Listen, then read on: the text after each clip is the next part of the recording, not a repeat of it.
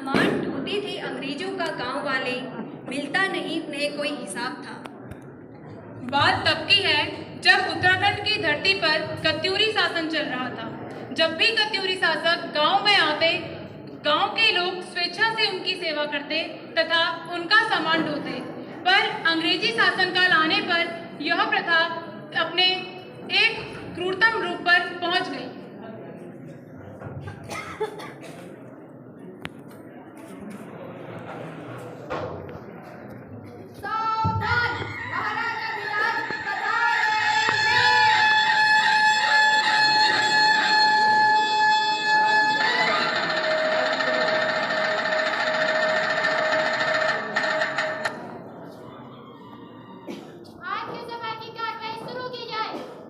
महाराज, आपको तो राज्य की भौगोलिक परिस्थितियों के बारे में पता ही है।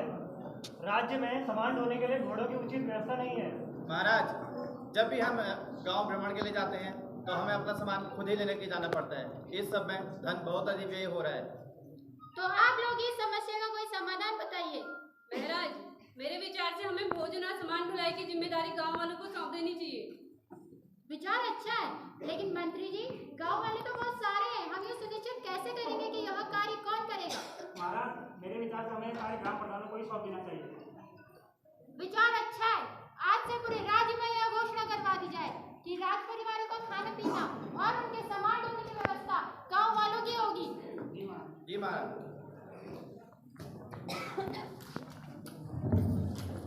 अत्याचारों के आगे कुचलता रहा।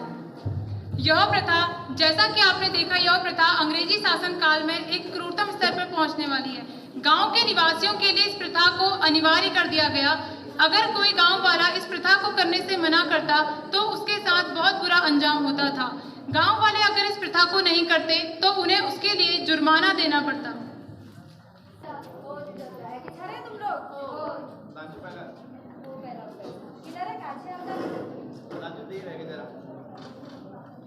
चलो मैं एक एक कभी आपको अपना नाम बताओ। प्रधान जी, हमारा नाम यू रजिस्टर में किला लिख मेरे भैया। देखो, आज बड़ी तुम लोगों को अंग्रेजों सेवा करना पड़े, उन लोगों को सामान ढोना पड़ा और उन्हें खाना पीना व्यवस्था करना पड़े।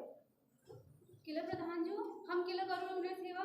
देखो, वो हमारे मेहमान थे और मेहमानों सेवा करना हमारा फर्ज छो। तू ज्यादा नहीं बोला, चल मैं अपना नाम बता। प्रधान जी, उसी पे नाम फर्ज छो। घर में हरवा हरो को नहीं बताएं। हरुआ। प्रधान जी, यह कदम जरूरी छूके। कई पैसे मिले हमें, हमको एक तो भेजे। वो बात तुमको समझे है, हमारे मेहमान थे और मेहमानों सेवा करना हमारा फर्ज छो। ये तो हमारा सेवा भाव ठहरा। इसमें काहे का पैसा? जब देखो पैसा पैसा करते रहते हैं। नाम बताओ अपनी। हटो हटो मेम साहब। मेम साहब नमस्कार। नमस्कार, बैठिए मेम साहब। प्रधान, इन खूलियों से कहो हमारा सामान उठा कर लाइए। हम थक गए हैं, हमको भूख भी लगी है। हमारे लिए खाने पीने का इंतजाम किया जाए। जी मेम साहब। ओरे हरवा डिब्बा, जाओ रे मेम साहब सामान भर लो। ठीक है प्रधान। तुम भी इनके साथ जाओ और हमारा सामान लेके आओ। जो हुकुम लेडी साहिबा। और सुनवारी, मैं सुनी तो भत्ता भाल खाड़ बना छी। जा मेम साहब खड़े इंतजाम कर और इकुला अंदर जा। जा रे।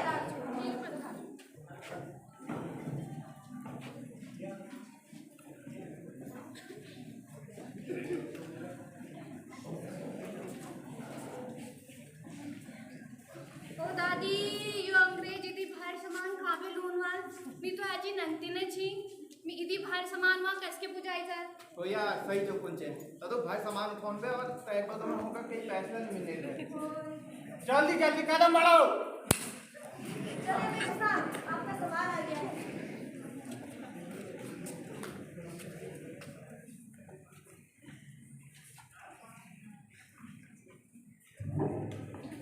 जुल्म होता था हर ग्रामीण पर, सबकी एक एक दिन की बारी थी। में कई आवाजें उठती रही, लेकिन कहीं भी प्रत्यक्ष तौर पर विरोध नहीं हो पाया। अब इसमें एक महत्वपूर्ण बात सामने आती है। सन 1874 में जिला अधिसूचित अधिनियम के अंतर्गत कुली बेगार प्रथा को कानूनी मान्यता दी गई। मतलब जैसा चलता है चलने दो, लोग फ्री में काम करते हैं तो करने दो, हमारा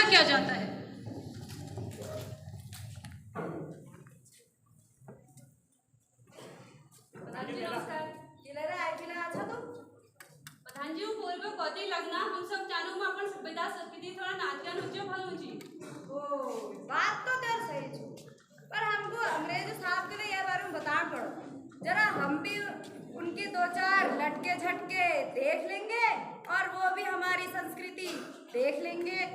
चलो पे विचार तो तुम्हार भल छु चुप से बजान दे तो ना देऊ हो हिटा पे हिटा जल्दी जल्दी हिटा।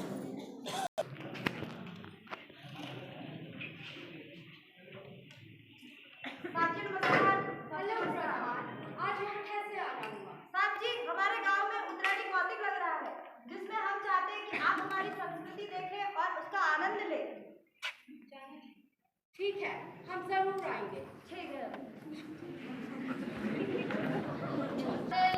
आओ भाई आओ लोग 50 के दो 50 के दो सस्ता मानो क्या सस्ता जल्दी आओ 50 के दो दीदी स्टॉल दीदी जल्दी आओ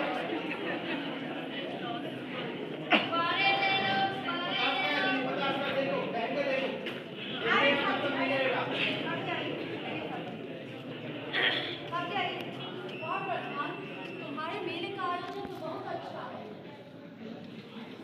नीचे साहब नीचे स्टॉल कितने का लिया? 50 के दिया बहुत महंगा।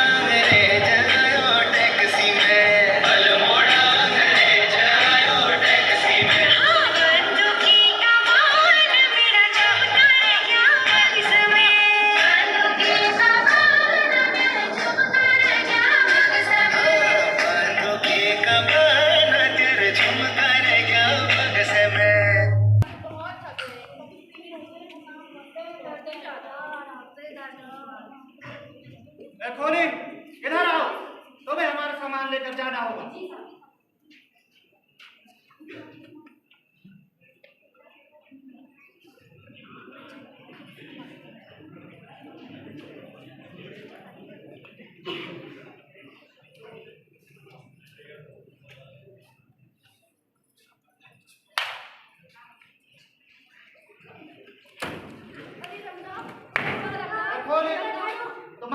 औरत, तुमने हमारा कीमती सामान गिरा दिया। सर, मेरे पैर में पीड़ हो गई है।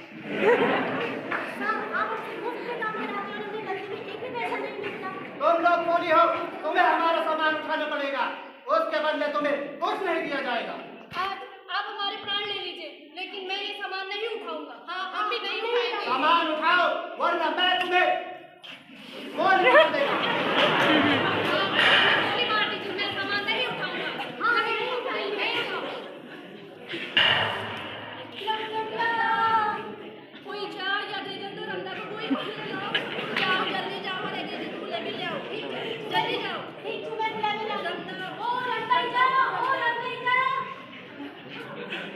आज के बाद जिस किसी ने भी कुली बेगार देने से मना किया तो उसको गोलियों से भून दिया जाएगा।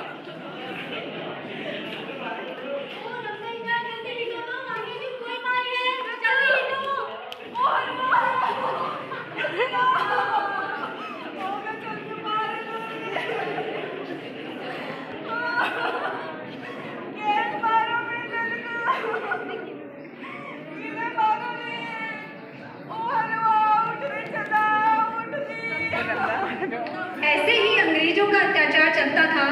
उनके खिलाफ जो भी आवाज उठती, कुछ इस तरह।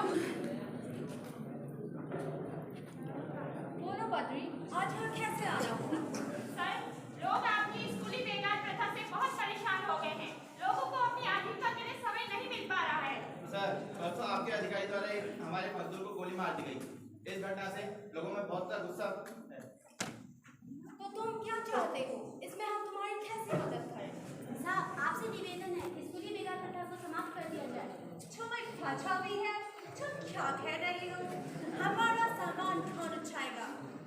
सर, आपको ये प्रस्ताव मानना ही पड़ेगा, नहीं तो हमें आंदोलन के लिए मजबूर होना पड़ेगा। ठीक है, तुम्हारे इस प्रस्ताव को हम अपने सुपीरियर के पास ले जाएगा।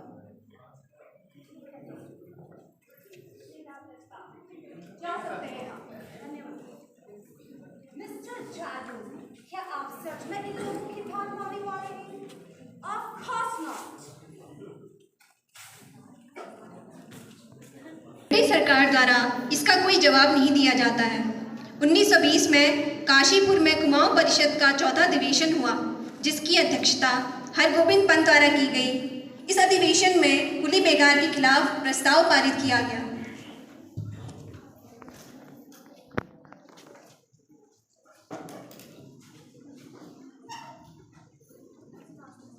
श्रीमान, अंग्रेजों को प्रस्ताव दिए हुए काफी समय हो गया है, अब तक वहाँ से कोई उत्तर नहीं आया। मुझे नहीं लगता वहाँ से कोई जवाब आने भी वाला है। तो आपकी राय में हमें क्या करना चाहिए? सर, मेरे ख्याल से आपको इस कुली बेगार प्रथा के खिलाफ प्रस्ताव पारित करना चाहिए। हाँ ठीक है, आज हम इस अधिवेशन में कुली बेगार प्रथा की समाप्ति के प्रति प्रस्ताव पारित करते हैं। हाँ, यही सही रहेगा। सही रहेगा।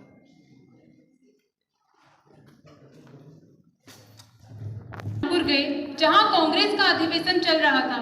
यहां पर बद्रीदत्त पांडे जी ने गांधी जी से मिलकर इस प्रस्ताव के बारे में विस्तार से चर्चा की और आगे की इसकी रणनीति बनाई।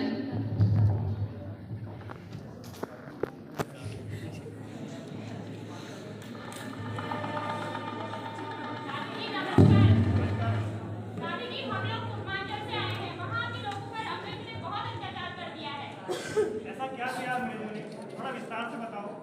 गांधी जी, पहले के शासनकाल में राजा के गांव आने पर गांव के लोग स्वेच्छा से उनकी सेवा करते थे, लेकिन धीरे धीरे इसने प्रथा का रूप ले लिया। अब अंग्रेज इसकी आड़ में लोगों को सामान दिलवा रहे हैं, वो भी मुफ्त में, और उनका कार्यक्रम आगे से पूरा किया जा रहा है। अतः दादी जी, हम चाहते हैं कि हम इसके विरुद्ध आंदोलन शुरू करें। ठीक है बद्रीदत्त, तुम्हारा विचार तो अच्छा है, लेकिन ये आंदोलन पूर्णतः अहिंसक होना चाहिए। जैसा आप कहें वैसा ही होगा गांधी जी, हमें आशीर्वाद दीजिए।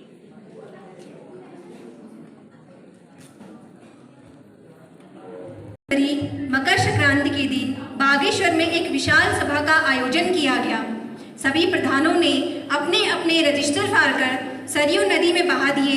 वहां मौजूद सभी ने एक साथ शपथ ली कि आज से कुली बेगार नहीं दिया जाएगा।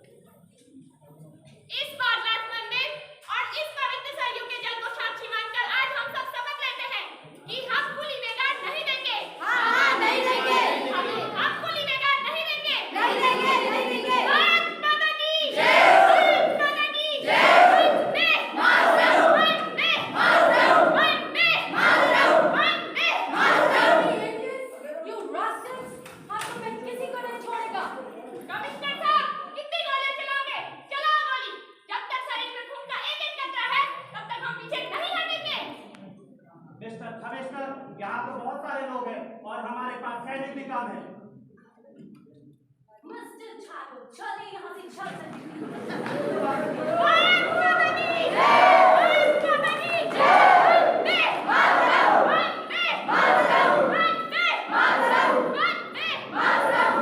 आखिरकार यह क्रांति संपूर्ण तौर पर एक रक्तहीन क्रांति थी। बद्रीधर, आज से तुम्हें कुमाऊं केसरी के नाम से जाना जाएगा। महात्मा गांधी की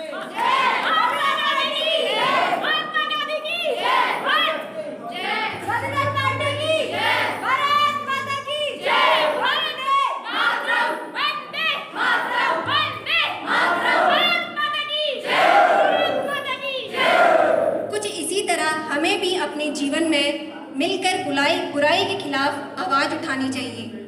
अगर हमारे साथ कुछ अन्याय हो रहा है तो हमें उसका विरोध करना चाहिए, ना कि उसे चुपचाप सहन करना चाहिए। और इससे हमें एक और सीख मिलती है कि किसी भी काम में विजय हासिल करने के लिए जरूरी नहीं कि हम हिंसा का ही प्रयोग करें, हम अहिंसक रूप में भी उस पर विजय प्राप्त कर सकते हैं।